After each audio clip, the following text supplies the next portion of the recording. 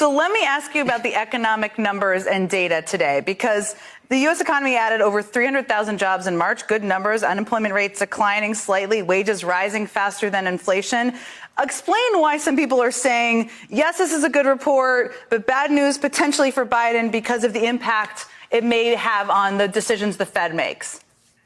Okay, we're going to go for a few things. And like, as we're talking about this, Twitter is going to go crazy that they're going to say we're talking down the economy. We're not. Let's just put it over here. Calm down, Twitter. It's a Friday night. We're just explaining. Okay. We have a very strong economy, right? Our economy continues to grow. We've had a better recovery than any other country in the developed world post-COVID. Great news. However, inflation is an issue. Even though it's slowed, it's an issue.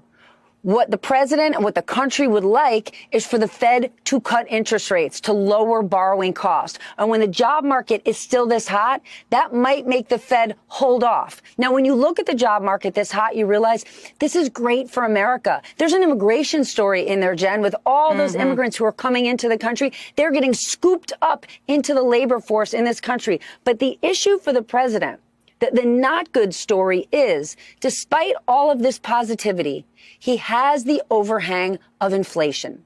So you and I can sit here and talk about all of this good stuff, but people's lived experience day in, day out, their car insurance, buying a car, their rent, the grocery store, going to a restaurant, life is expensive. And is corporate greed partially to blame? Absolutely. But that is just part of the story.